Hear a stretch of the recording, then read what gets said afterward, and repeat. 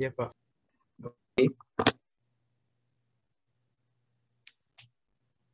Siapa teman? Jusmayani, Pak. Ismayani, siapa lagi? Setia.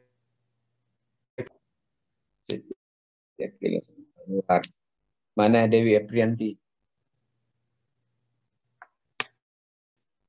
Dewi Aprianti? Jelek jaringannya. Jelek jaringannya. Terhubung karena Revaldi. Tadi saya maunya ini Dewi Aprianti, karena Dewi Aprianti minggu lalu tidak sempat bergabung di kelompoknya, tidaknya bisa menutupi dari teman-teman. Kayaknya jaringannya kurang bagus. Ada yang mau jadi relawan, moderator dari tim kelompok terakhir ini, kelompok 13?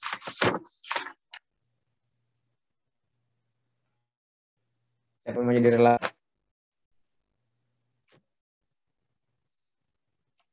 Hari? Ya, Pak. Atau Intan? Atau Intan deh? Mana Intan? Mungkin Nah, Intan. Intan sebagai moderator kelompok terakhir.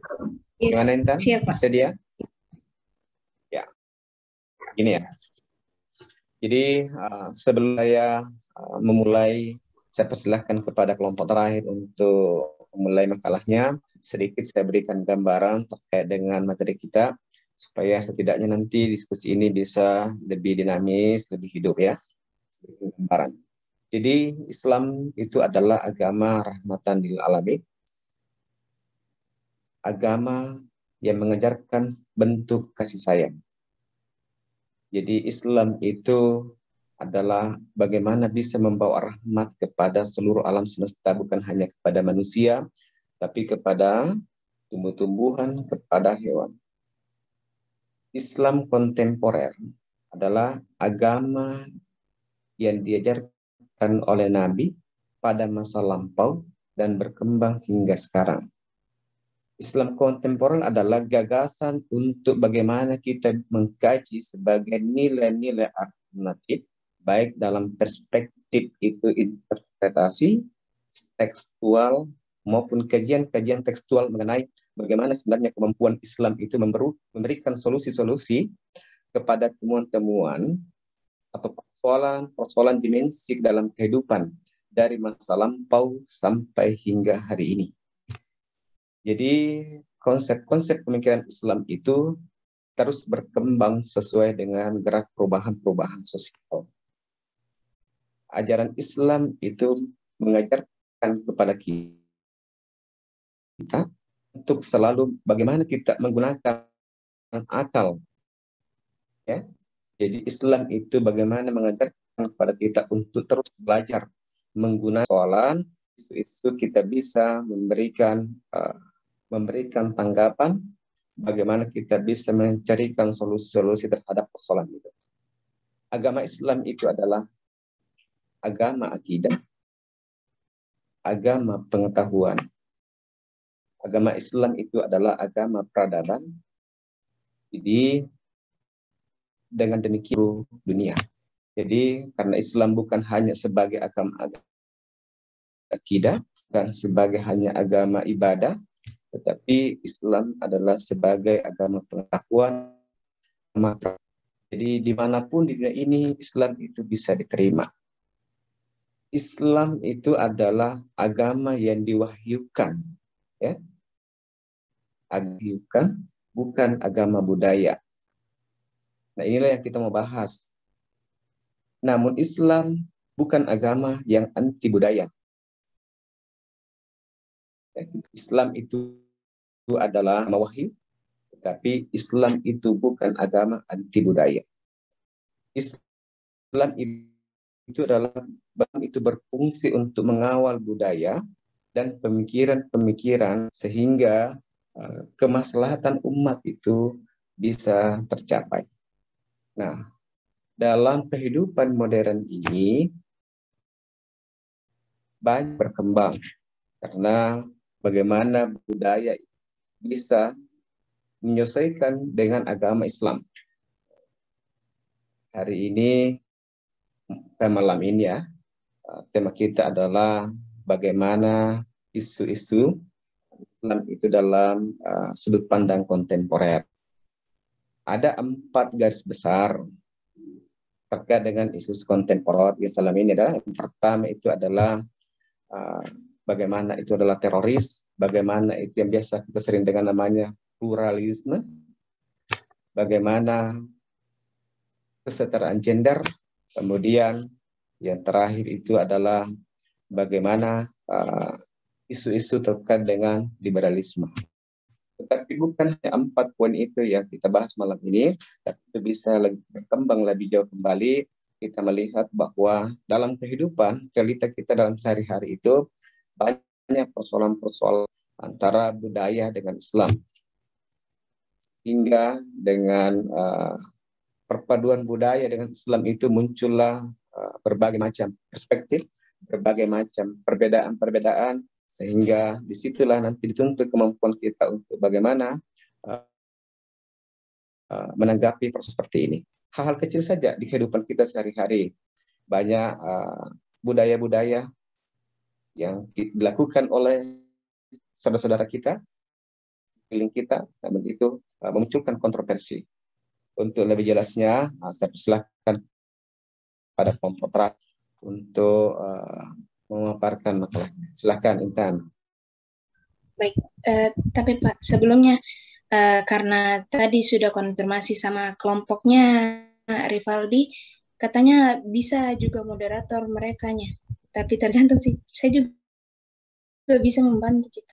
Supaya pemateri bisa lebih fokus untuk nanti menjelaskan dan menanggapi pertanyaan-pertanyaan dari temannya. Saya pikir Intan bisa fasilitasi kelompok terakhir supaya diskusi kita bisa lebih hidup dan lebih menarik. Siap. Dan sebelum saya dimulai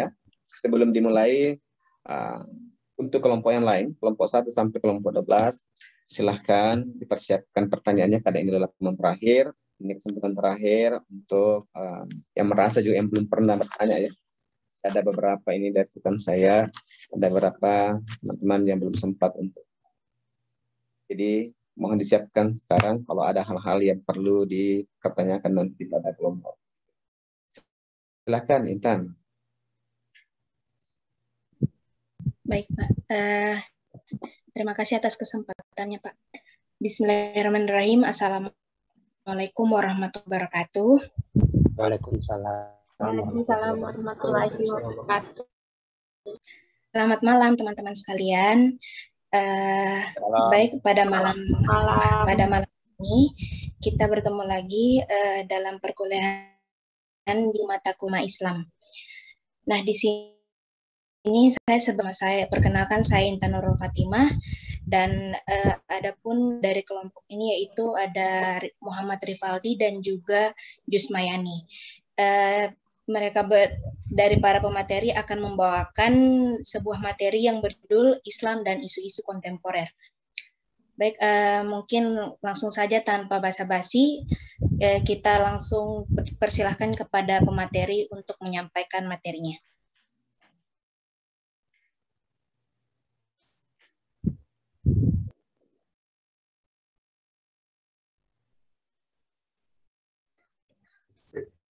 Baiklah, terima kasih atas kesempatannya. Assalamualaikum warahmatullahi wabarakatuh. Waalaikumsalam warahmatullahi wabarakatuh.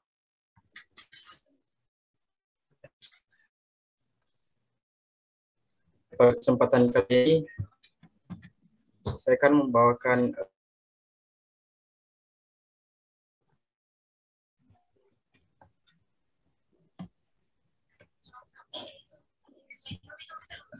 dalam Islam, dalam isu-isu kontemporer sendiri bagi 5, yaitu Islam dan terorisme, Islam dan liberalisme, Islam dan negara, Islam dan pluralisme, dan Islam dan gender.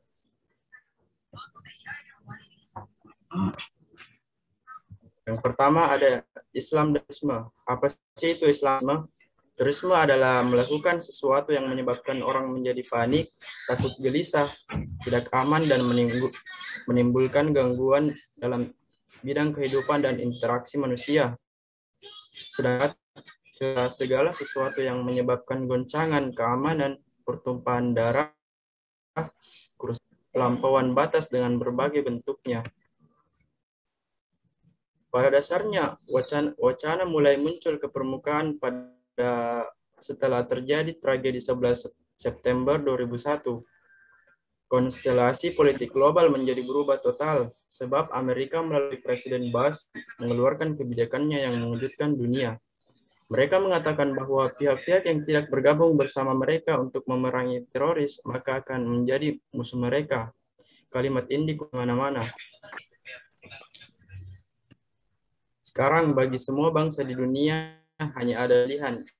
Mereka bergabung dan jika tidak, mereka bergabung dengan turisme. Hal ini dikutip oleh George Walker Bush. Terorisme sendiri terbagi menjadi dua, yaitu terorisme fisik dan ideologi. Terorisme fisik yaitu sekarang terjadi puncak sorotan masyarakat berupa peledakan, penculikan, bom bunuh diri, pembajakan, dan seterusnya. Terorisme ideologi sendiri merupakan pikiran atau pemahaman, yaitu dengan menjelaskan segala pemikiran menyimpang dan menyimpang dari tuntunan Islam yang benar.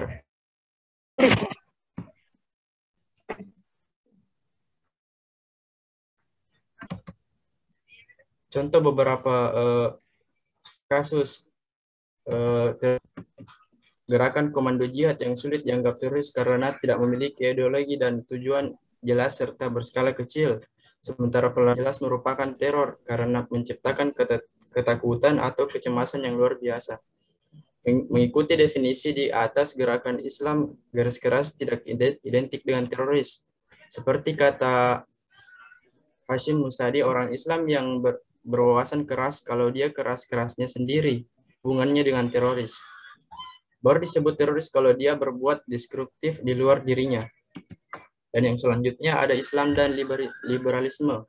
Liberal merupakan pandangan seseorang yang telah lebih mengutamakan dirinya sendiri atau individualisme tanpa memperdulikan campur tangan yang lainnya.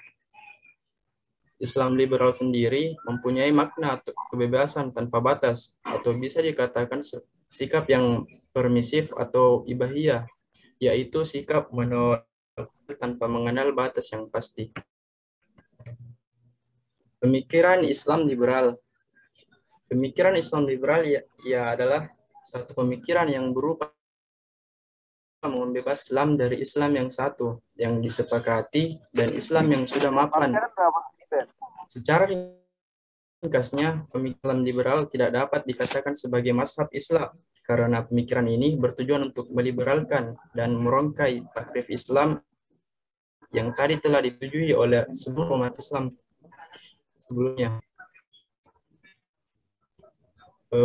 Contoh beberapa kasus rusaknya paham liberal ialah adanya yang mengatakan jilbab itu tidak wajib, semua agama benar, LGBT itu tidak haram, Quran perlu direvisi, dan seks tanpa menikah itu bisa dikatakan halal. Dan yang selanjutnya ada Islam dan negara. Secara definisinya, negara adalah organisasi kekuasaan yang berdaulat dengan pemerintahan yang melaksanakan tata tertib atas orang-orang di daerah tertentu. Negara juga merupakan suatu wilayah yang memiliki suatu sistem yang berlaku bagi semua individu di wilayah tersebut dan berdiri secara independen.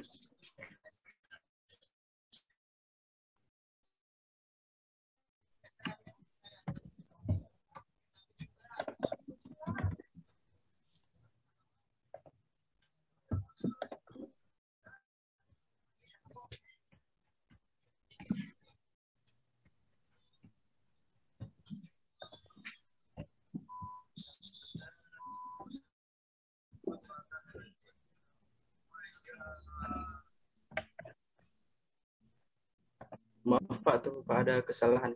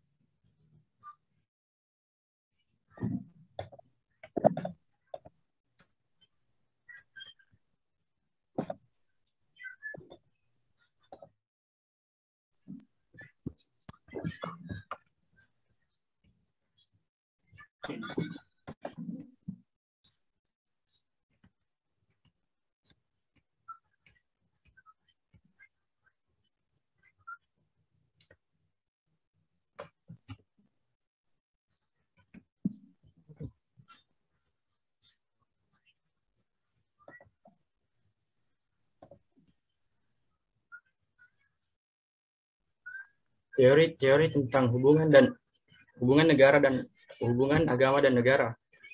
Adanya pada paradigma integralistik, paradigma simbiotik, dan paradigma sekularistik. Dan yang adapun konsep hubungan agama dan negara, yaitu paham teokrasi, paham sekular, paham komunis. Dan yang selanjutnya ada Islam dan pluralisme. Pluralisme adalah sebuah paham yang menghargai tengah kehidupan bermasyarakat dan mengizinkan adanya kelompok yang berbeda itu untuk tetap menjaga budaya sebagai ciri khas. Dalam kamus filsafat, pluralisme mempunyai ciri-ciri sebagai berikut. Pertama, realita fundamental bersifat jamak. Kedua, banyak tingkatan hal-hal dalam alam semesta yang terpisah, tidak dapat diredusir dan pada dirinya.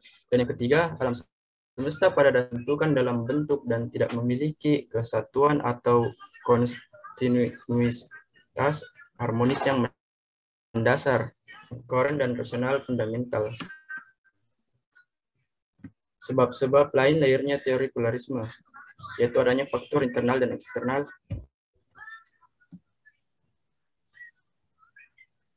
Dampak pluralisme dalam kehidupan bermasyarakat. Dampaknya itu terbagi menjadi positif dan negatif. Dampak positifnya adanya toleransi antar agama dan terjadinya kerukunan antar umat beragama di Indonesia. Dan dampak negatifnya sendiri menimbulkan perpecahan yang disebabkan kurangnya rasa dan sikap toleransi. Bisa menjadi asal pertikaian antar umat beragama jika pluralisme ditanggapi secara berlebihan. Contoh-contoh pluralisme dalam kehidupan sehari-hari. Ada contoh pertama, kebersamaan dalam kegiatan gotong royong membersihkan lingkungan sekitar, tidak memaksakan kehendak orang lain untuk menerima keyakinan yang kita miliki, tidak memaksakan kehendak orang untuk memeluk agama yang kita peluk, membantu dalam melaksanakan pembangunan fasilitas umum, membantu orang lain saat mengalami kecelakaan maupun saling dan kewajiban agama masing-masing, menghormati adat istiadat dalam bermasyarakat, dan yang terakhir terbuka dalam menerima perbedaan pandangan dan pendapat. Yang terakhir Islam dan persamaan gender. Kesetaraan dan gender merupakan bagian dari gerakan sosial kaum hawa untuk memperjuangkan haknya, mendapatkan pengakuan yang sama dalam kehidupan sosial dan pemerintahan. Kesetaraan gender atau yang lebih dikenal feminis adalah isu temporer dalam hal seperti itu muncul pada zaman modern akibat dari pengaruh keutamaan dan penindasan terhadap hak-hak wanita yang telah terjadi. Sekian dari materinya, saya kembalikan ke moderator.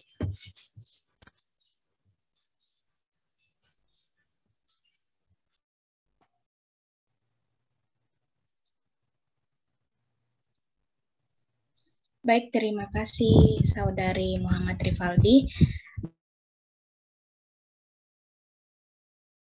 Tanya jawab langsung ya. Untuk sesi pertama saya buka kepada 5 orang yang ingin bertanya untuk mengaktifkan fitur raise-nya.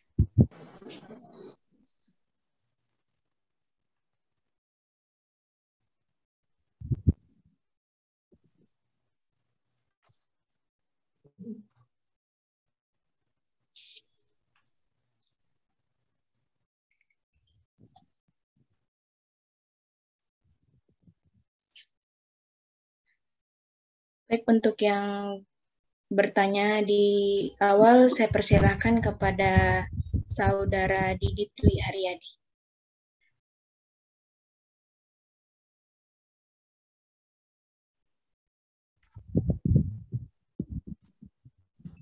Saya. Iya, dipersilahkan.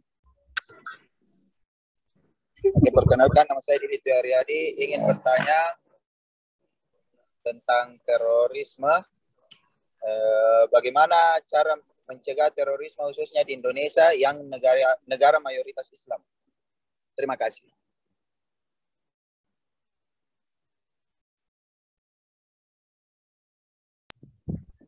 Baik, bagaimana Saudari Muhammad Rifaldi sama Jus Mayani? Sudah jelas? Ya, sudah jelas. Oke, baik.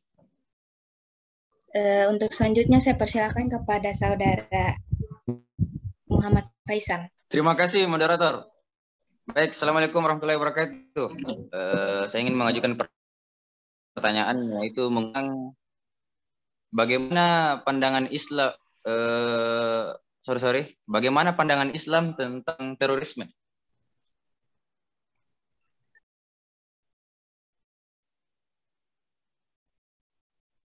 Baik, sudah jelas Muhammad Rifaldi? Ya, sudah. Ya, jelas. Mungkin masih ada dari teman-teman yang ingin bertanya.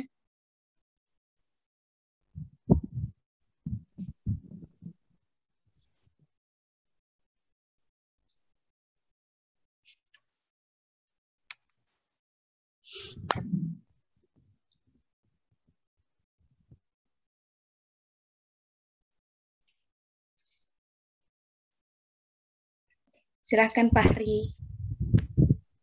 Baik, terima kasih kepada moderator yang telah memberikan waktunya kepada saya untuk memberikan pertanyaan ke pemateri. Jadi adalah bagaimana pandangan Islam terhadap kesetaraan gender.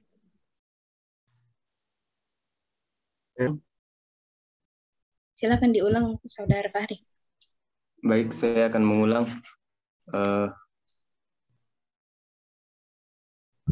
Pandangan Islam terhadap kesetaraan gender. Terhadap kesetaraan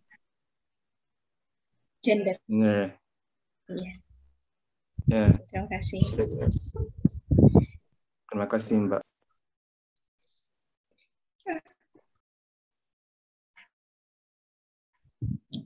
Saya persilakan kepada Saudara Reizul Trinata. Terima kasih. Apa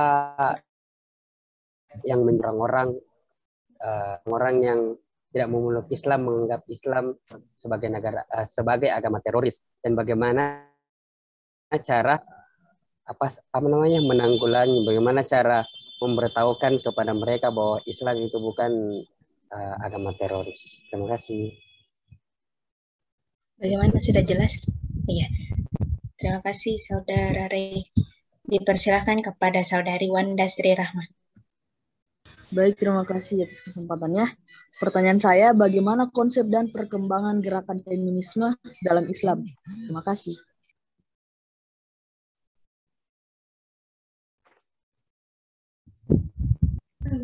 Bagaimana, sudah jelas? Iya, sudah jelas.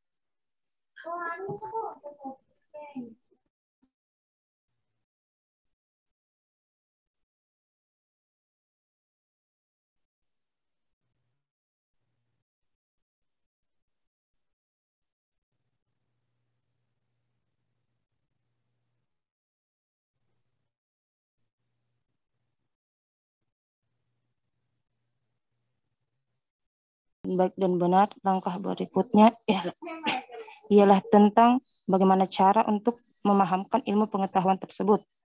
Karena tentunya tidak hanya sebatas mengenal, pemahaman terhadap yang dikenal juga diperlukan. Selanjutnya itu meminimalisir kesenjangan sosial. Kesenjangan sosial yang terjadi juga dapat memicu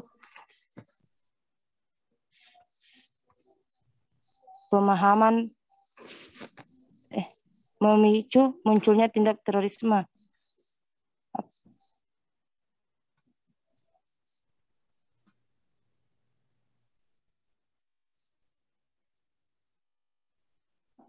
Apabila tingkat tindakan terorisme tidak ingin terjadi pada suatu negara termasuk Indonesia, maka kesenjangan antara pemerintah dan rakyat haruslah diminimalisir. Yang terakhir itu menjaga persatuan dan kesatuan. Menjaga persatuan dan kesatuan juga bisa dilakukan sebagai upaya untuk mencegah tindakan terorisme di kalangan masyarakat, terlebih di tingkat negara. Oleh karena itu, menjaga persatuan dan kesatuan dengan adanya kemajemukan tersebut sangat perlu dilakukan untuk mencegah terorisme. Salah satu yang bisa dilakukan dalam kasus Indonesia adalah memahami dan menjalankan nilai-nilai yang terkandung dalam Pancasila, sebagaimana yang tertera di Bhinneka Tunggal Ika. Baik, saya kembalikan kepada moderator.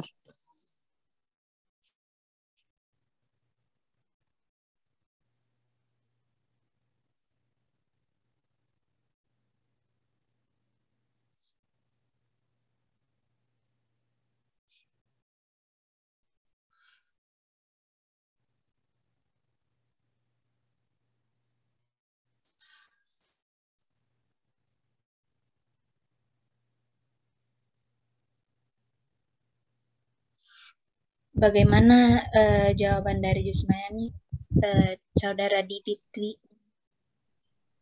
Oke, mantap, sudah bagus. Lengkap, padat.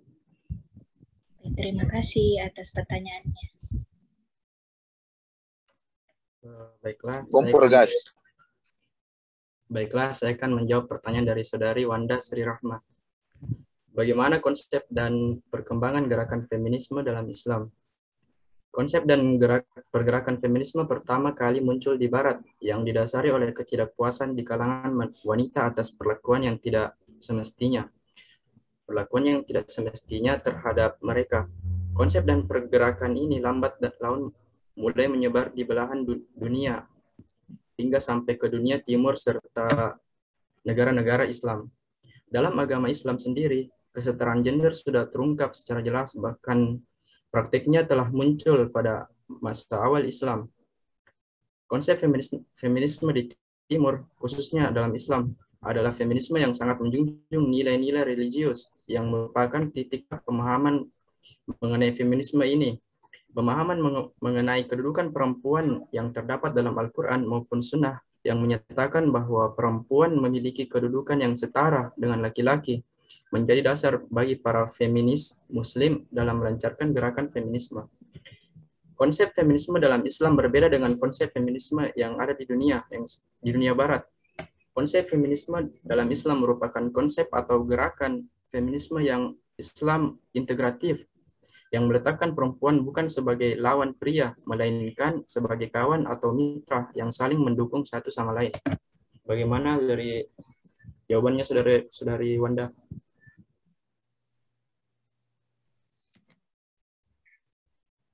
Kasih. Terima kasih. Baiklah, selanjutnya saya akan menjawab pertanyaan dari Saudara Faisal, yaitu bagaimana pandangan Islam terorisme. Dalam hukum Islam, tindak pidana terorisme tergambar secara jelas dalam surat Al-Maidah ayat 33. Dalam ayat tersebut dipersamakan dengan hukuman qisas. Hal ini karena teroris merupakan orang yang membuat kerusakan di muka bumi. Pengerusakan dalam hukum Islam dapat dijatuhi hukuman mati atau disalib. Baik, saya kembalikan kepada moderator.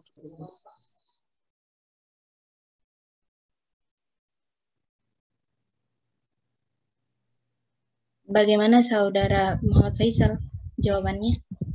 Baik, terima kasih kepada pemateri dan moderator atas jawabannya. Kembali. Baik, saya akan menjawab pertanyaan dari Saudara Ray Sultinatra. Kenapa Islam dianggap agama teroris dan bagaimana cara mengatasi?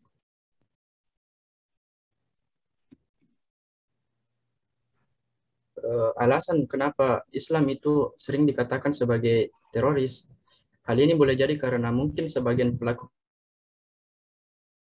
teror Islam, meskipun kita juga jumpai tidak sedikit di antara pelaku teror yang tidak beragama Islam. Namun, kita harus mengakui di antara mereka yang beragama Islam, mereka mendasarkan pada pemahaman tertentu terkait ajaran Islam.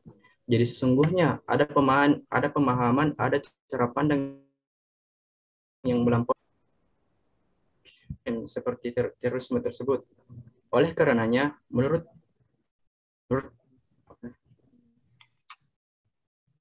contoh batas atau cara pandang yang berbeda dalam ajaran Islam itu seperti jihad misalnya. Seperti yang kita ketahui itu memiliki arti demikian luasnya yang tidak hanya dalam Al-Quran dan hadis. Jihad tidak hanya dimaknai semata sebagai perang, tetapi jihad juga memiliki makna misalnya menuntut ilmu, menyantuni fakir miskin itu juga jihad, bahkan melawan hawa nafsu itu juga merupakan jihad. Perempuan wafat karena ini mereka juga tergolong syahid, mereka yang wafat karena pandemi juga syahid. Alhasil makna jihad itu luas, bukan semata perang, dan yang terorisme ini setelah pandang mereka itu mereka setelah memaknai jihad itu sebagai perang, yang bahwa Islam itu ya seperti itu. Bagaimana Saudara Ray?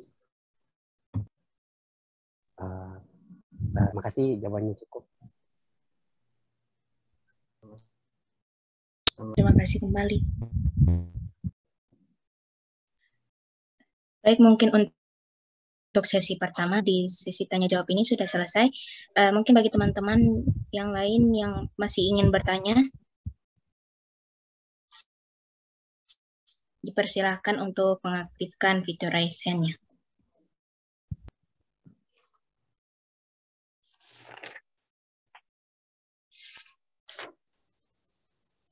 Baik, terlebih dahulu di sesi kedua kepada Saudari Indah Sarite Sandewa.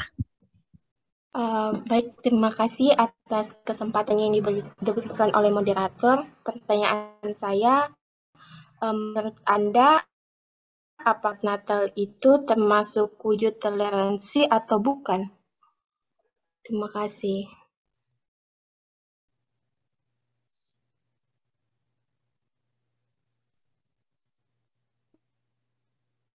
Baik, sudah jelas ya? Iya, sudah jelas.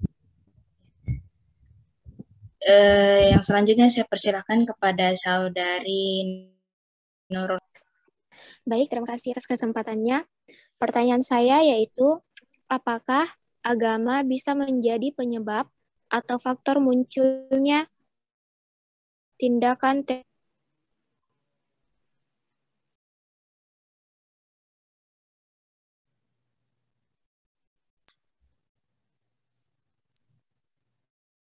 Baik, sudah jelas ya?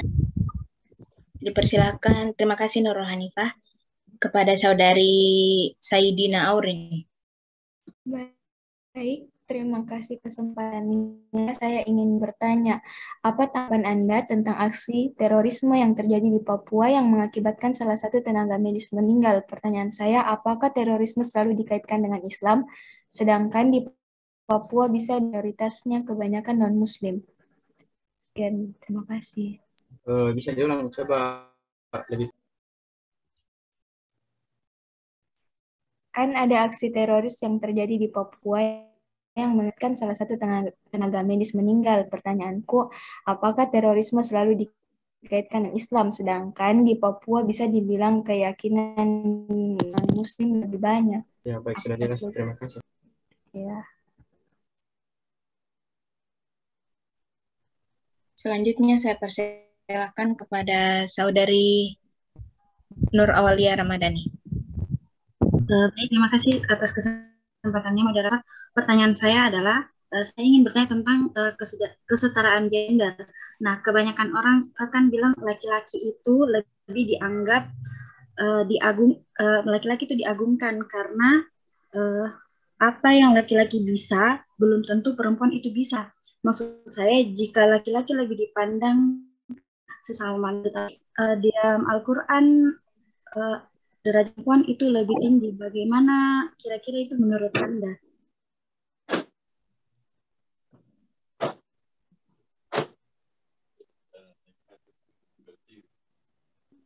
Apa sudah jelas pemateri? Iya. Bagaimana? Ya, baik, terima kasih. Baik, terima kasih. Selanjutnya saya persilakan kepada Saudari Amirah Dwi. Makasih moderator. Sebenarnya di dalam Islam itu bagaimana sih mengenai kepemimpinan yang dipimpin oleh non-Muslim di negara yang mayoritas Islam? Terima kasih. Bisa diulang, Amirah? Oke, pertanyaannya sebenarnya di dalam Islam itu bagaimana mengenai kepemimpinan yang dipimpin oleh non-Muslim di mayoritas Islam? Oke, sudah. Terima kasih.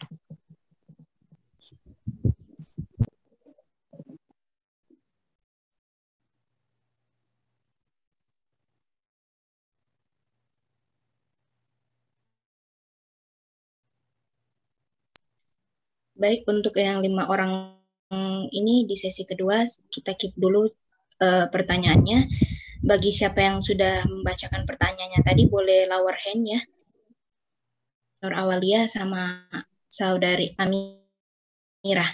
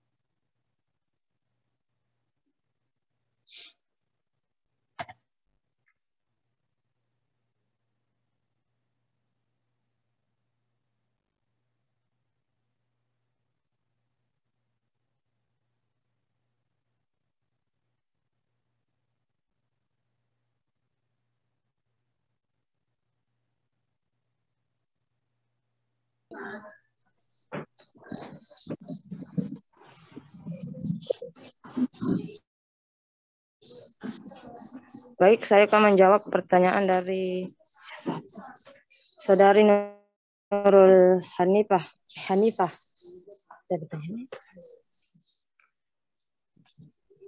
Apakah agama bisa menjadi penyebab atau faktor munculnya tindakan terorisme? Mungkin sama mengapa Islam terkesan identik dengan teroris. Islam adalah agama yang mengajarkan kedamaian, kasih sayang agar sesama umat manusia saling memanusiakan antara sesama. Jadi mengapa masih saja ada kesan seperti mengapa masih ada saja kesan Islam diidentikan dengan terorisme?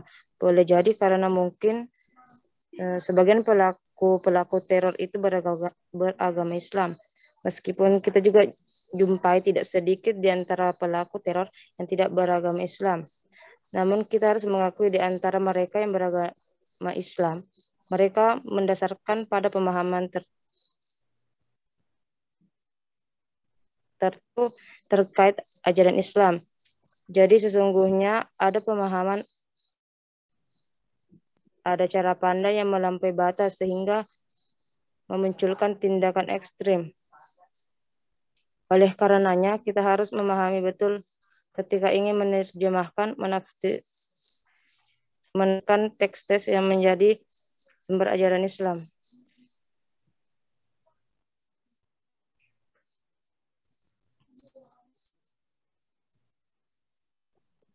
Baik, saya kembali. Moderator, maaf, bisa bantu jawab? Untuk pertanyaannya siapa? Hanifah ini barusan. Nurul Hanifah. Ya. Oh, ingin menambahkan? Oke, dipersilahkan. Gini, tadi kan pertanyaannya apakah agama bisa jadi salah satu faktor terjadinya terorisme? Kalau menurut saya itu seperti tadi yang dibilang sebelumnya sama Revaldi, kan dari kebanyakan yang kita lihat ini teroris itu kebanyakan orang Islam. Nah, itu dia lakukan seperti itu karena ada pemahaman yang melampaui batas. Jadi mungkin jadi salah satu faktor, tapi tidak menutup kemungkinan juga di luar itu ada faktor-faktor lain. Mungkin seperti itu. Terima kasih. Baik, terima kasih kepada Saudari Nurul Hanifah. Bagaimana jawabannya? Baik, terima kasih atas jawaban yang diberikan oleh Jusmayani dan Saudara Rey.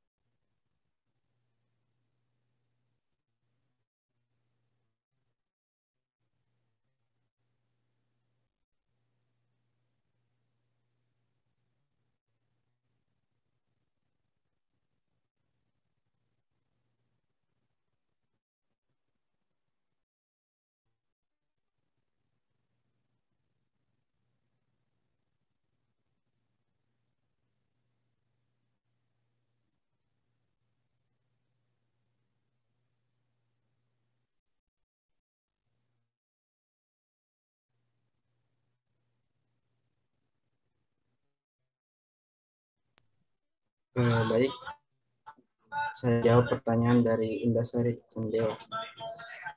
Tadi pertanyaannya, apakah mengucapkan selamat termasuk wujud toleransi?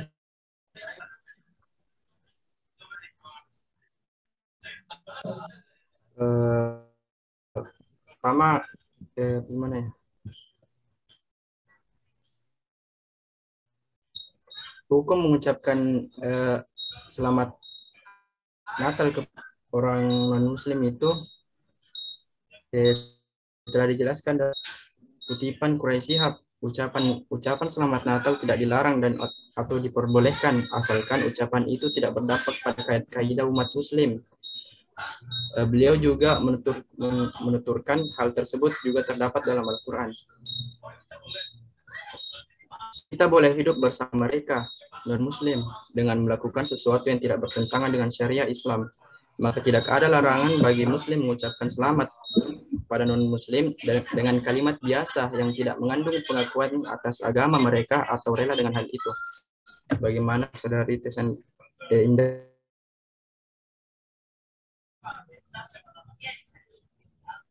Ya, baik. Terima kasih atas jawabannya. Baik, saya akan menjawab pertanyaan dari Saudari Andi Amirah, yaitu bagaimana kepemimpinan orang non-Islam di dalam wilayah mayoritas Islam.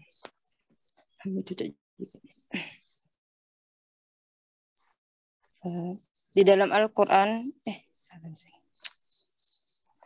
di dalam Al-Quran ditegaskan tentang aturan hukum larangan dalam menjadikan orang non-Muslim menjadi pemimpin suatu daerah.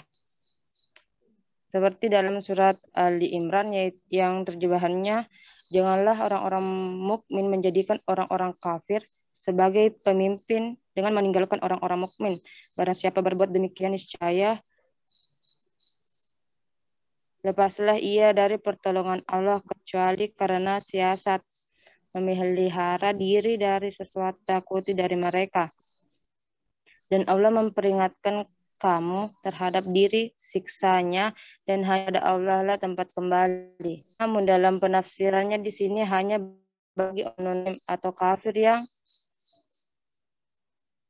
memusuhi dan memerangi Islam.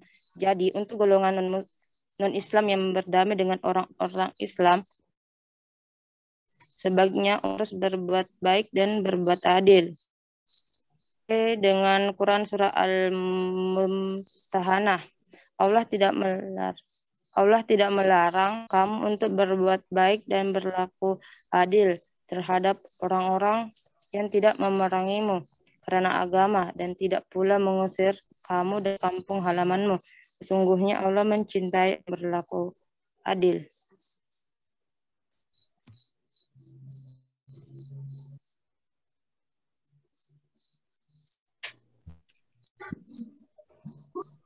Dengan demikian, kalau pemimpin non-Muslim hukumnya haram,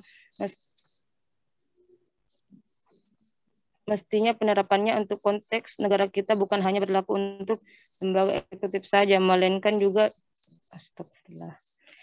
Ini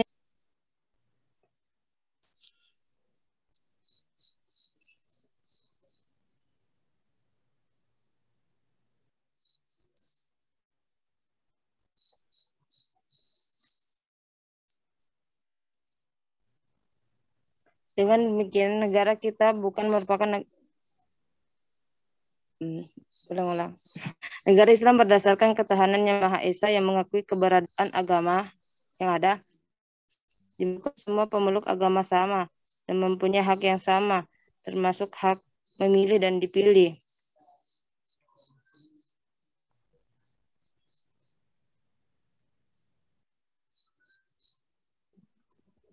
Sesuai pada pasal 28D ayat 3 yang menyatakan putra berhak memperoleh kesempatan dan sama dalam pemerintahan. Baik, saya kembalikan. Baik, terima kasih Saudari Jusmayani. Bagaimana jawabannya Saudari Amirah Dwi? Iya, makasih. Maaf moderator, mau menanggapi tadi yang mana? Yang pernyataan dari Saudara Muhammad Refaldi yang dia mengatakan bahwa tidak masalah jika seorang Muslim mengucapkan Selamat Natal untuk seorang yang tidak beragama Islam. Bukankah segala ucapan itu, segala perbuatan itu berawal dari niat dan ucapan itu dicatat oleh Allah, dan bukankah juga contohnya saja seorang istri dan suami yang hanya lewat dari ucapan. Jadi bagaimana tanggapan Anda mengenai hal tersebut? Apakah memang benar-benar bahwasanya seorang yang beragama Islam tetap sah-sah saja untuk mengucapkan hari Natal kepada seseorang yang tidak beragama Islam? Dan menurut saya itu semua itu mempunyai konsekuensinya tersendiri. Baik, mungkin dikira untuk sanggahan dari Eka mungkin kita diskusikan nanti setelah Saudara Rudi dan juga Jusmayani menjawab pertanyaan dari teman-teman yang tadi.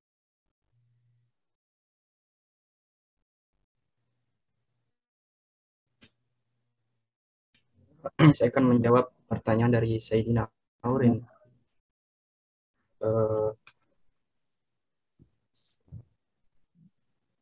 Terorisme itu sebenarnya tidak dilanjutkannya.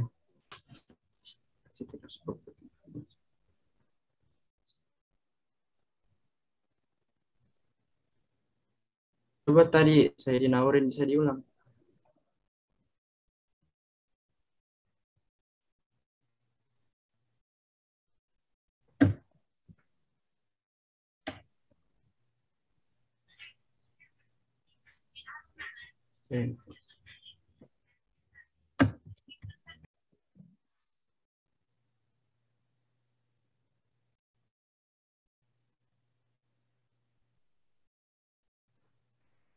Kan di Papua terjadi aksi terorisme yang mengakibatkan salah satu tenaga medis meninggal. Pertanyaan saya, apakah terorisme selalu dikaitkan dengan Islam? Sedangkan di Papua bisa dibilang kayak kebanyakan Kinonis. Oh iya. Kalau menurut teman saya itu tidak bisa selalu dikaitkan dengan Islam. Definisi terorisme sendiri adalah perbuatan melawan hukum atau tindakan yang mengandung ancaman dengan kekerasan atau paksaan terhadap individu atau hak milik untuk memaksa, mengintimidasi pemerintah atau masyarakat dengan tujuan politik, agama, atau ideologi. Jadi tidak hanya agama, terhadap politik atau ideologi. Saya juga tidak terlalu tahu tentang kasus di PUT seperti apa latar belakangnya, tapi mungkin kalau tidak salah itu merupakan politik atau termasuk kayak mungkin termasuk demonstrasi, itu tidak dikaitkan dengan agama. Dengan meninggalnya juga korban itu sebenarnya juga di kesengajaan. Bagaimana saya dinaurin? Sudah cukup, terima kasih. Ya.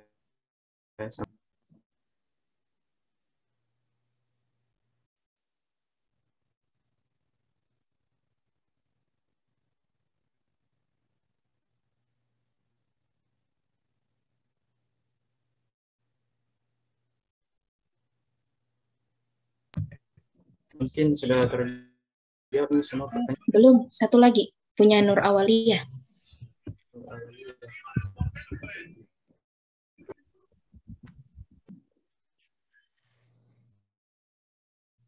Coba apa tadi pertanyaannya Nur Awaliyah? Boleh diulang kembali, Saudari Nur Awaliyah.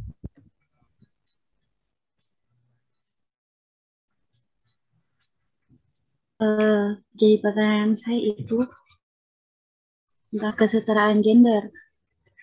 Kan banyak orang bilang laki-laki itu lebih diagungkan. Laki-laki itu selalu melakukan apa yang dia bisa, tapi belum tentu perempuan bisa. Maksud saya jika laki-laki lebih dipandang sesama manusia, tapi kenapa di dalam Al-Quran itu ada menjelaskan kalau derajat perempuan itu lebih.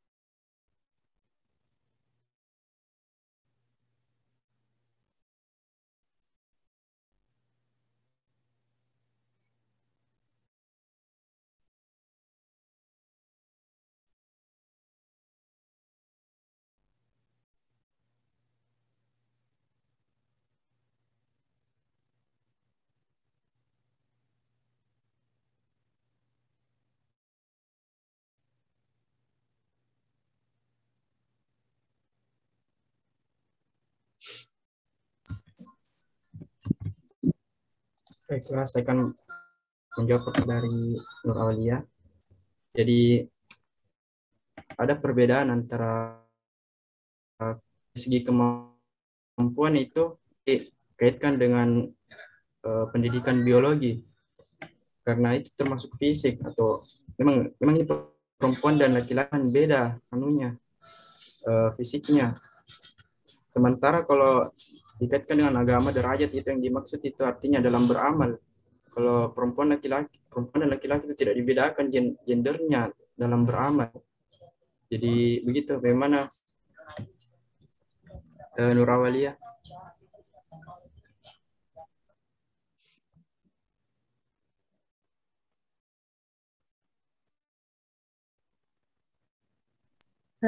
Baik, terima kasih atas jawabannya. Iya, sama-sama.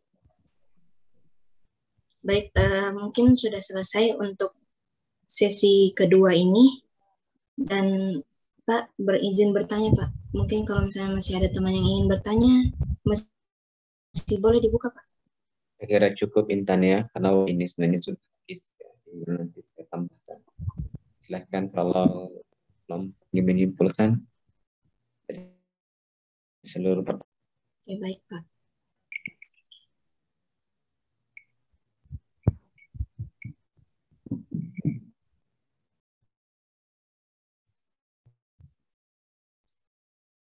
Silakan, Aldi, disimpulkan atau Jusmayani. Boleh saya yang menyimpulkan Pak? Boleh, Intan. Iya, jadi kesimpulannya pada materi kali ini yaitu isu-isu kontemporer merupakan transformasi yang lahir sebagai ancaman pada saat Perang Dingin berakhir dan bisa dikatakan sebagai ancaman global yang bertransformasi menjadi sebuah ancaman terhadap masyarakat dalam berbagai aspek. Di antaranya yaitu seperti Islam dan terorisme, Islam dan liberalisme, dan juga serta Islam dan negara. Baik, mungkin cukup sekian materi pada kali ini. Terima kasih atas saya kembalikan kepada yang terhormat Pak Syamsuddin. Baik, terima kasih Intan. Terima kasih. Kelompok 13 sehingga hari ini kita bisa.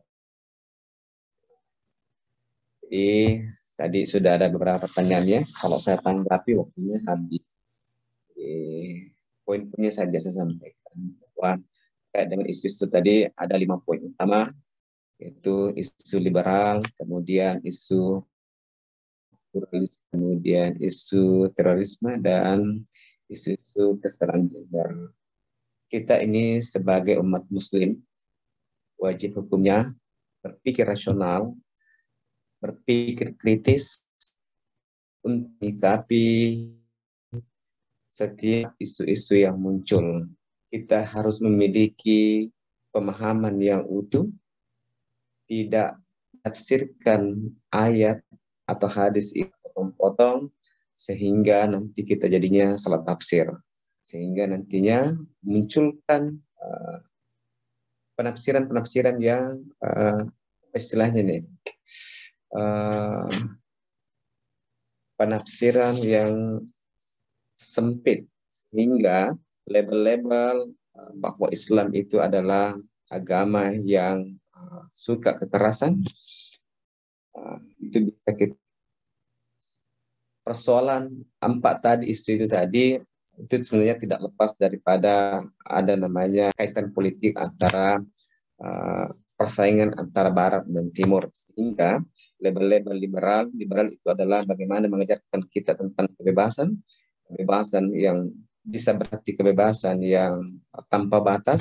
Sehingga itulah yang dimaknai orang-orang Barat bahwa kebebasan tanpa batas itu mereka bisa membuat agama lain itu menghina agama lain, seperti contoh yang kemarin bahwa mereka membuat karikaturnya Rasulullah sehingga membuatlah umat Islam menjadi, karena mereka menganggap bahwa paham liberal itu adalah. Begitu juga dengan plural, bahwa agama itu semuanya sama, mengajarkan tentang. Kemudian teroris itu adalah label yang diberikan oleh Amerika kepada negara Muslim. Sebelumnya itu tidak dikenal bahwa ada namanya teroris. Kalau umat Islam yang melakukan perbuatan oknum Islam yang melakukan langsung dicap teroris. Tapi begitu non-Muslim melakukan hal itu hanya dikatakan kekerasan. Sama halnya tadi kaitannya dengan di Papua, ya, bahwa ada beberapa saudara kita yang dibunuh di sana Tapi karena itu bukan Muslim yang melakukan, maka dianggap itu hanya sebagai kekerasan. Biasa diberikan label namanya KKB, kelompok kekerasan bersenjata. Tapi begitu Islam melakukan itu, muncul tiba-tiba lebih heboh bahwa itu adalah teroris. Kemudian kesetaraan gender. Itu kita didoktrin supaya bagaimana hak-hak perempuan itu merasa bahwa selama ini perempuan tidak mendapatkan haknya secara layak. Padahal dalam Islam itu perempuan itu sangat dihargai. Ya, ada beberapa hadis yang terkait dengan perempuan, bagaimana perempuan dalam Islam itu sangat dihargai. Satu contohnya, dalam hadis Sahih Bukhari Muslim dikatakan bahwa siapa yang paling mesti saya hormati Rasulullah. Kita disebut bahwa yang paling hormati itu adalah ibumu dan laki-laki. Berarti kedudukannya perempuan itu lebih tinggi dibandingkan dengan laki-laki.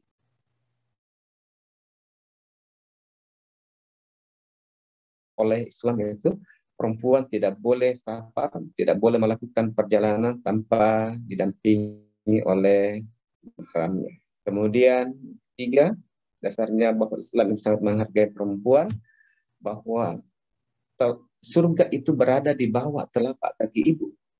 Yang kan begitu tingginya namanya kedudukannya perempuan, sampai mengatakan bahwa surga itu berada di bawah telapak kaki ibu. Kemudian selanjutnya, bagaimana Islam menghargai itu namanya perempuan, bahwa perempuan itu boleh masuk surga pintu manapun. Itu dalam sebuah hadis sahih juga. Apabila perempuan itu melaksanakan sholat 5 waktu, apabila perempuan itu melaksanakan puasa, apabila perempuan itu melayani suaminya dengan baik, maka perempuan itu wanita boleh masuk surga dalam pintu mana. Begitu sekalinya namanya perempuan. Islam begitu menghargai namanya perempuan. Kemudian satu lagi, bahwa apabila perempuan itu hamil kemudian melahirkan, maka amalannya sama seperti jihad dalam medan perang. Ya, coba kita lihat Islam begitu menghargai namanya perempuan. Terlepas tadi ada pertanyaan yang mengatakan bahwa kesetaraan gender itu bahwa kadang laki-laki itu merasa lebih dominan dibanding dengan perempuan, sehingga banyak hal-hal profesi perempuan tidak mampu lakukan. Sebenarnya begini, perempuan dan laki-laki itu memiliki kapasitasnya masing-masing. Ya, perempuan itu memiliki kodratnya masing-masing. Perempuan itu punya hak khusus. Ya, coba lihat perempuan, bahwa perempuan itu punya hak khusus. Mereka tidak perlu beribadah kalau mereka jatuh untuk melakukan sholat. Kalau contoh ya sederhananya, kalau suaminya sakit, maka di rumah itu masih berjalan lancar. Tapi kalau ibunya yang sakit, maka rumah itu bisa dikacau. Karena tidak semua juga pekerjaan perempuan laki-laki bisa melaksanakannya. Ya, memang tanggung jawabnya laki-laki sebagai seorang pemimpin itu besar tanggung jawabnya. Ya, tetapi tentu kedudukan dan perempuan itu jauh lebih tinggi sebenarnya itu dibandingkan dengan laki-laki dengan beberapa tadi. Ada 5 pendekatan yang saya sampaikan tadi bahwa bagaimana perempuan itu dihargai dalam Islam. Itulah tadi bagaimana isu-isu terkait dengan kesetaraan gender, dikatakan bahwa dalam Islam itu hak-haknya perempuan tidak didapatnya secara penuh. Itulah bagaimana doktrin-doktrin itu disusupi kita sehingga kita bisa merubah bahwa ternyata benar hak-haknya perempuan itu tidak dapatkan sebenarnya sebagaimana mestinya. Bisa belajar, memahami, berpikir rasional, kemudian berpikir kritis bahwa apa yang kita dapat dari informasi-informasi itu kita bisa analisis, kita bisa telah bahwa apakah itu benar atau tidak. Itulah sebagai seorang mahasiswa, sebagai seorang pembelajar, sebagai orang yang beragama, kita tidak langsung menerima sepenuhnya kalau ada informasi seperti itu. tapi kita bisa tabayun, kemudian kita bisa bertanya kepada orang-orang yang memiliki kapasitas, sehingga kita tidak masuk bagian daripada provokator-provokator yang bisa memecah belah bangsa. Ya? Jadi poinnya adalah bukan hanya sebenarnya tadi 4 isu itu yang jadi persoalan dalam bangsa ini, tapi banyak sebenarnya persoalan-persoalan yang kita hadapi dalam kehidupan sehari-hari, bukan hanya dalam persoalan agama, bukan hanya persoalan suku, agama, dan ras, tetapi banyak persoalan yang muncul. Ada rasa ketidakadilan yang dirasakan oleh masyarakat, sehingga muncul yang ada perlakuan yang tidak adil yang diterima oleh masyarakat. Jadi isu-isu atau konflik-konflik itu bukan hanya sebatas karena persoalan agama dan ras. Bagaimana kita bisa merespon dan menanggapi persoalan-persoalan itu sehingga kita bisa hidup saling damai berdampingan adalah pertama, kalau menemukan perbedaan-perbedaan di antara kita adalah bagaimana kita bisa berdialog secara terbuka. Bagaimana kita bisa membuka bahwa ternyata perbedaan itu adalah rahmat, tidak langsung menyalahkan, tidak merasa paling benar, karena kalau itu yang muncul dalam diri kita bahwa kita merasa paling benar, kita golongan yang paling benar, nah itu menjadi masalah bagi kita. Karena sesungguhnya yang bisa menafsirkan bahwa Quran dan Sunnah itu adalah sesuatu pedoman bagi kita untuk mengacu dalam kehidupan sehari-hari, tapi dalam penafsirannya tentu banyak dari sudut pandang yang berbeda. Kemudian yang kedua adalah bagaimana kita bisa toleran terhadap pemeluk agama lain. Bukan berarti bahwa kita mengakui mereka sebagai sama dengan agama kita, bahwa mengajarkan kebenaran, tetapi setidaknya kita tidak mencari kesalahan-kesalahan orang lain. Janganlah kita fokus untuk mencari kekurangan dan mempertajam perbedaan itu, karena sesungguhnya setiap orang itu memiliki kekurangan. Bukan kekurangannya kita cari, tapi bagaimana kita bisa mencari perbedaan-perbedaan itu, karena dari itu kita bisa saling melengkapi, sehingga kekurangan yang kita miliki itu bisa menjadi sempurna. Begitu juga dengan laki-laki dan perempuan. Laki-laki memiliki kekurangan, perempuan memiliki kekurangan. Tapi dari kekurangan itu kita bisa saling melengkapi, sehingga bisa menjadi hidup yang lebih indah, lebih dinamis, lebih bermakna. Nah, dari poin-poin tersebut tadi itu bahwa untuk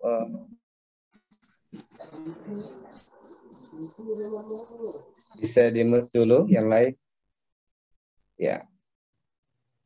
Oh, itu di poinnya, segala sesuatu ada konflik-konflik yang terjadi, ya. Kita harus menyikapi dengan bijak, ya.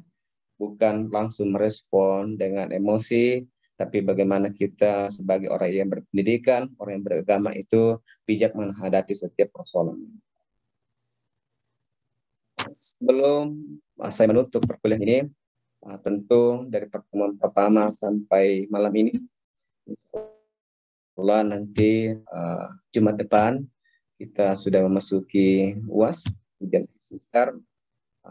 Ada poin-poin kesimpulan dari seluruh mata kuliah, seluruh materi yang saya sampaikan dari pertemuan pertama sampai jagalah baik-baik, karena akidah itu adalah fondasi dalam hidup. Kalau akidah itu kita rusak, maka tentu kehidupan akan dirusak. Jangan hanya karena persoalan jabatan, jangan sehingga kita menggadaikan kebahagiaan yang hakiki, ya, karena tidak sedikit orang yang menggadaikan kebahagiaan hakiki itu hanya untuk mengejar dunianya yang sementara. Salah satu dilakukan orang-orang tertentu adalah pada saat mereka melakukan sesuatu yang syirik, ya, mempersekutukan oleh Allah dan sesuatu yang diinginkan. Jadi bagaimana akidah itu kita harus saling menjaga.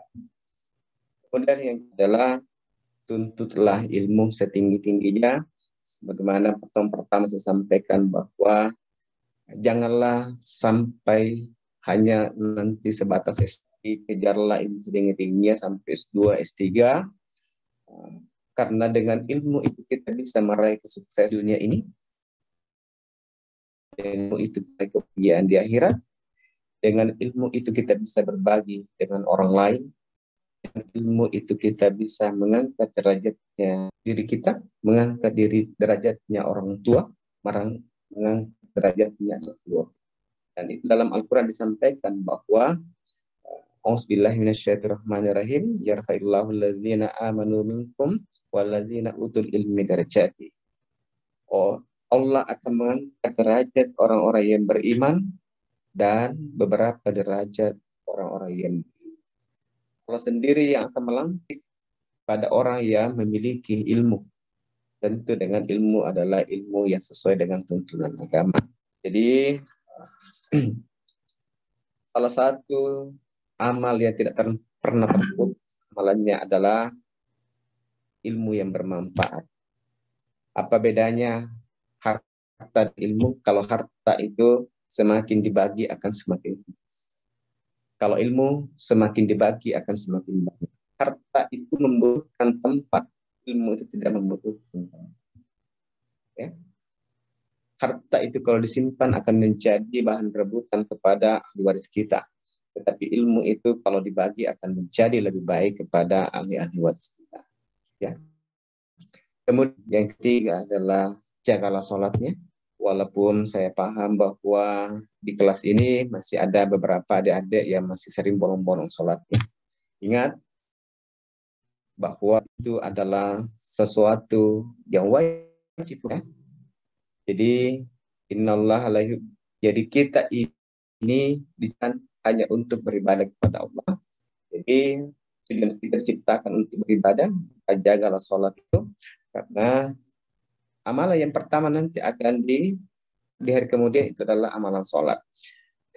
Karena sholat itu merupakan tiang daripada agama, kalau rusak sholat kita, maka tentu amalan yang lain akan menjadi rusak. Kalau tadi pondasinya adalah akidah, tiangnya adalah sholat, makanya kalau merasa dirinya selama ini bolong-bolong sholatnya, maka perbanyaklah sholat-sholat sunnah untuk bagaimana nanti sholat-sholat sunnah itu amalannya bisa menyempurnakan kalau sekiranya ada sholat-sholat wajibnya itu sempurna, kurang khusus dalam pelaksanaannya, sehingga nanti sholat sunnahnya itu bisa menjadi penutup dari kekurangan daripada sholat wajib. Kemudian yang keempat adalah dalam mencari rezeki.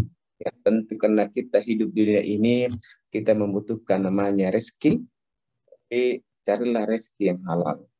Ya. Silahkan Anda bekerja keras, carilah rezeki sebanyak-banyaknya, tapi ingat, carilah rezeki yang halal. Jangan sampai Anda menghabiskan waktu untuk mencari rezeki sebanyak-banyaknya, tetapi menghalalkan segala cara. Harta itu bukan karena banyaknya, tetapi harta itu karena keberkahan. Buat apa banyak harta yang kita miliki, tapi kita tidak pernah merasa syukur, kita tidak pernah merasa cukup apa yang kita miliki. Karena bisa jadi begitu banyak itu ada hak-haknya orang lain yang kita ambil. Maka jangan lupa nanti kalau memiliki harta, banyak-banyaklah bersedekah. Banyak-banyaklah berimpak, banyak-banyaklah membantu saudaranya dan tetangganya. Hingga dengan berimpak dan tetangga bersedekah itu, saudara kita supaya apa yang kita miliki. Terakhir, ya, agama mengajarkan kita supaya kita bisa menjadi lebih baik, kita bisa memiliki akhlak yang baik. Puncak daripada ilmu itu adalah akhlak, etika, moral. Kalau ada orang yang rajin sholat, tetapi akhlaknya, etikanya, moralnya, bahwa kemungkinan besar ada sesuatu yang keliru terhadap sholatnya. Apakah mungkin karena dia tidak khusyuk? Apakah mungkin dia tidak bisa memahami apa sebenarnya arti sholat itu? Maka tadi bahwa supaya kita bisa menjadi pribadi, memiliki akhlak yang baik, karena yang output daripada agama itu adalah bagaimana melahirkan insan-insan yang bertakwa dan tidak melihat Anda bahwa Anda memiliki gelar yang begitu banyak, tapi yang pertama dilihat oleh masyarakat adalah bagaimana akhlak Anda, bagaimana etika Anda, bagaimana moral Anda dalam berinteraksi dalam kehidupan sosial bermasyarakat. Kemarin pada saat ya saya sampaikan bahwa ada 3 kunci sukses. Masih ada yang ingat itu? Yang 3 Kecerdasan. Yang kecerdasan. Kecerdasan, Pak. Kecerdasan spiritual. Yang kecerdasan intelektual, kecerdasan emosional, sama kecerdasan spiritual. Oke. Jadi itu yang pada saat pertemuan pertama saya sampaikan bahwa kalau ingin menjadi sukses ada 3 kecerdasan yang harus kita miliki. Yang pertama adalah kecerdasan intelektual, kemudian yang kedua adalah kecerdasan emosional, kemudian yang ketiga adalah kecerdasan. Saya tambahkan bahwa itulah tadi bahwa kecerdasan dimiliki untuk menghadapi tantangan zaman yang sekarang yang begitu cepat ya, yang begitu ketat. Dulu kalau orang mengirim surat membutuhkan waktu berminggu-minggu, berbulan-bulan, bertahun-tahun.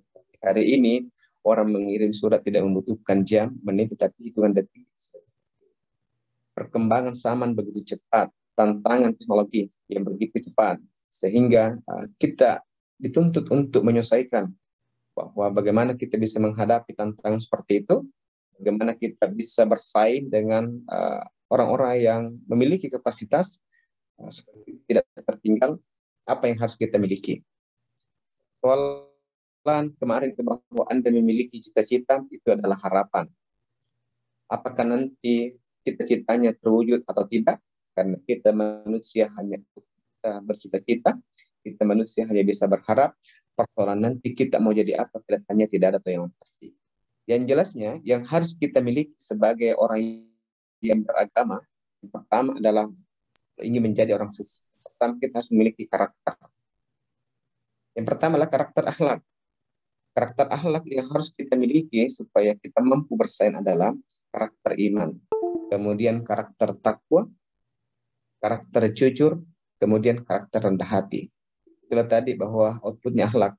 Orang itu yang rendah hati, harus bertakwa, harus beriman, kemudian harus jujur. Itu adalah karakter akhlak, karakter moral. Kemudian yang kedua adalah karakter kinerja. Jadi tadi itu adalah karakter akhlak itu terbagi 2, karakter moral, kemudian kinerja. Apa itu karakter kinerja yang harus kita miliki? Yang pertama adalah karakter pekerja keras, karakter disiplin, karakter ulet, karakter tangguh, dan tidak mudah.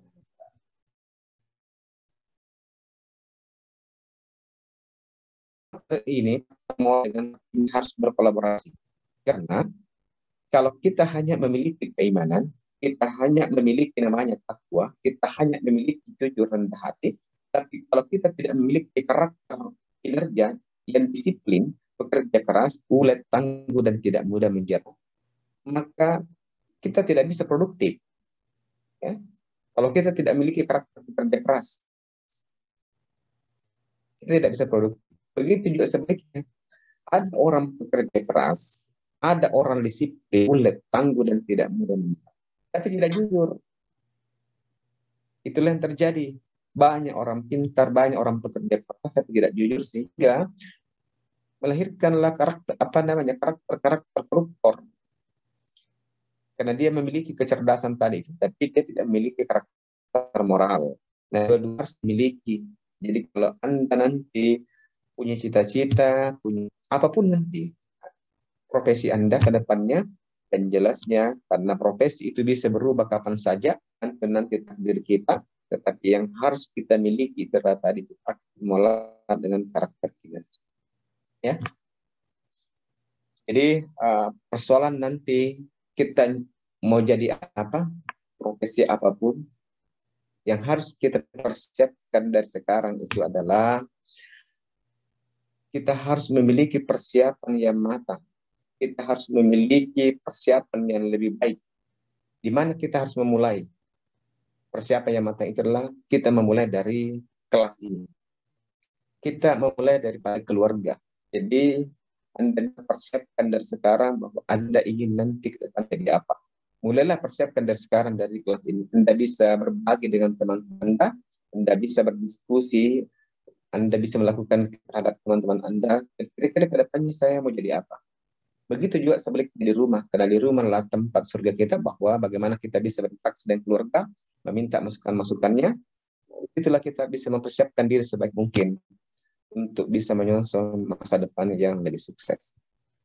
Sebelum saya tutup perkuliahan ini, ya, ada beberapa poin yang saya sampaikan. Yang pertama adalah saya ingin mengucapkan terima kasih yang sebesar-besarnya kepada semua atas partisipasi dan kerjasamanya, sehingga proses perkuliahan kita ini bisa berjalan lancar, proses perkuliahan kita ini bisa sesuai tepat waktu, walaupun malam ini kita bergeser daripada jadwal sebelumnya. Tapi semua itu kita bisa lakukan dengan tepat waktu. Setelah nanti Jumat ke depan kita lakukan ujian akhir semester. Yang kedua, ya tadi bahwa silahkan Anda memiliki profesi apapun nantinya, dan ingat, akhlak Anda selalu perbaiki dengan baik. Ya. Saya doakan adik-adik semua sesuai dengan cita-cita dan harapannya. Yang pertama, semoga harapan itu bisa terwujud dengan baik. Semoga semuanya bisa menjadi orang-orang yang sukses. Amin. Ya. Terima kasih, Pak. Amin. Amin. Amin. Allahumma amin. Dan yang terakhir, tidak ada gading, tidak ada manusia yang tidak luput kesalahan dan kekurangan. Jadi kalau sekiranya dalam proses perkuliahan ada kata-kata saya yang mungkin menyakiti perasaannya, ada mungkin saya yang tidak sesuai dengan harapan, sulilah kiranya untuk dimaafkan. Nah, orang hebat sesungguhnya bukan orang yang hebat dalam perang, tetapi sesungguhnya orang hebat itu adalah orang yang mampu mengendalikan emosi, orang yang mampu mengendalikan amarahnya, dan orang yang mampu memaafkan orang-orang yang menyakiti. Jadi jadilah orang yang pemaaf, karena dengan orang pemaaf itu hatinya akan menjadi. Saya kira kita juga minta maaf Pak, banyak salah. Baik, ya. Jadi, Pak izin bertanya, nanti di hari Jumat bagaimana sistem finalnya? Sudah final atau belum? Jadi, insya Allah nanti Jumat depan ini kita melakukan ujian akhir semester final. Tentu materinya tidak lepas dari pertemuan ke-9 sampai hari ini, ya. Jadi persiapkan saja diri dengan baik. Sekali lagi saya minta bahwa tidak usah persis sama yang pernah saya sampaikan. Silahkan Anda memiliki pemikiran sendiri. Saya lebih menghargai Anda memiliki pemahaman dan pemikiran sendiri, tapi tentu sesuai dengan koridor-koridor yang kita pelajari bersama selama ini. Ya. Baik, saya kira pertemuan kita malam ini saya cukupkan sampai di sini. Dan kurangnya ada pertanyaan lagi? Sekedar mengingatkan Pak, mengirim materi di SIMAK. Baik. Jadi, materi saya bahwa materi saya itu setiap saya selesai membawakan materi itu saya sudah upload di SIMAK. Walaupun itu belum cukup, sebentar insya Allah segera saya share nanti di grup ya, supaya itu bisa dipelajari dengan baik. Oke, saya ada pertanyaan? Fari, ada pertanyaan Fari? Di sini lebih dan kurangnya mohon dimaafkan. Assalamualaikum warahmatullahi wabarakatuh. Waalaikumsalam.